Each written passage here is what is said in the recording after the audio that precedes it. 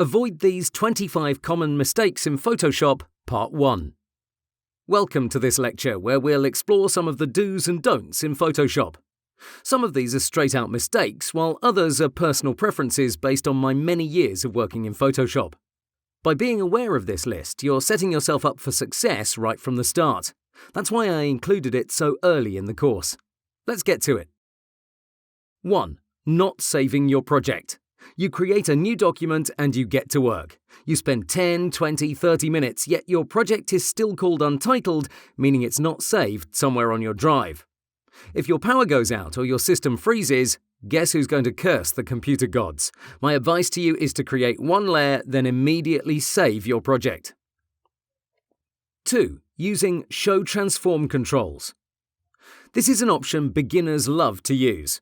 You can find it here in this top panel, and its role is to show you this rectangle through which you can resize your layer.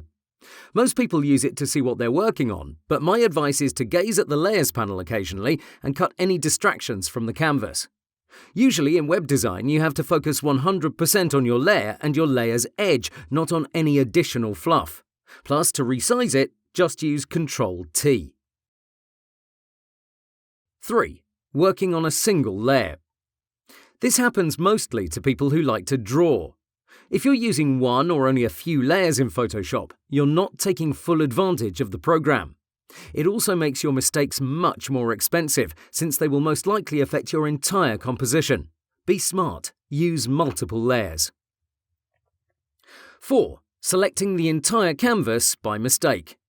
You want to increase your speed, but you press on the wrong keys. By being zoomed in, you're not seeing the edge of the canvas and you don't realize you've made a selection. That doesn't sound so bad until you realize that most actions you'll make won't give you the expected result. My advice is to check your canvas edges for these marching ants. That's what they're called in the industry. And if you see them, hit Ctrl-D. Now Photoshop will behave normally. 5. Not understanding pop-ups. When you open up a window in Photoshop, say this one, you can use none of the tools from this left panel until you close it. Same goes here. You may move this window to the side and think, hey, let me change the opacity. Guess what? You can't do it until you close this pop-up. 6.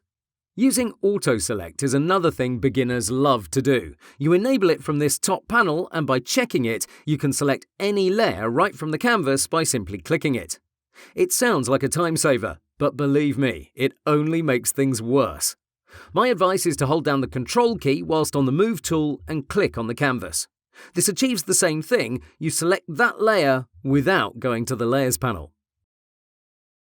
7. Detaching tabs is very popular among Mac users. Let me show you what happens when you float your tabs. Let's say you put two projects side by side, like so. Now, when you want to check your Layers panel, you always have to double-check which project you're on. As you can see, as I go between them, my Layers panel changes. This can bring you a lot of trouble, so my advice is to always use this normal tabbed approach. If you detach any project, just go to Window, Arrange, Consolidate all to tabs. Now everything is fine, and if you have several projects opened, you can simply click and drag to reposition their order. Good stuff. 8. Use Ctrl-T on text layers. Here's what happens. Your text layer is a bit small and you want to enlarge it, but instead of using the character panel, you resort to Ctrl-T. You make it bigger and move on. Job done, right? Well, if you check the character panel, you'll see your font size is going to be a strange number. For example, instead of 24 pixels, you'll get 23.45 pixels. Do this a few times and your project is going to be all over the place. That's not a good habit to pick up, so please always use the character panel. Beautiful web design requires precision, not approximation.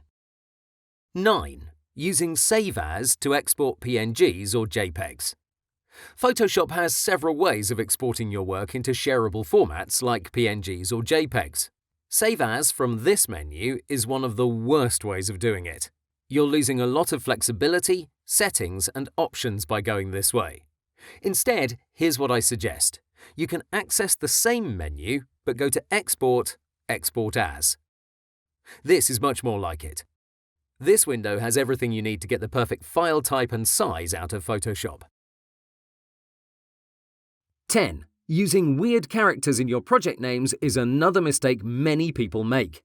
It's not always a tragedy, but it may cost you your file. So when you want to save your PSD, you'll go to File, Save As. In this new window, your file type should be .psd. Now, regarding your file name, it's best you not use some of these symbols. That's bad practice and you're looking for trouble. Even full stops or periods aren't a great idea, as this might change your file's extension. 11. Using inappropriate units of measurement.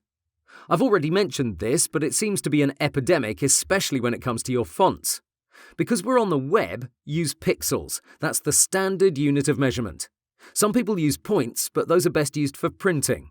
My advice, stick with pixels everywhere.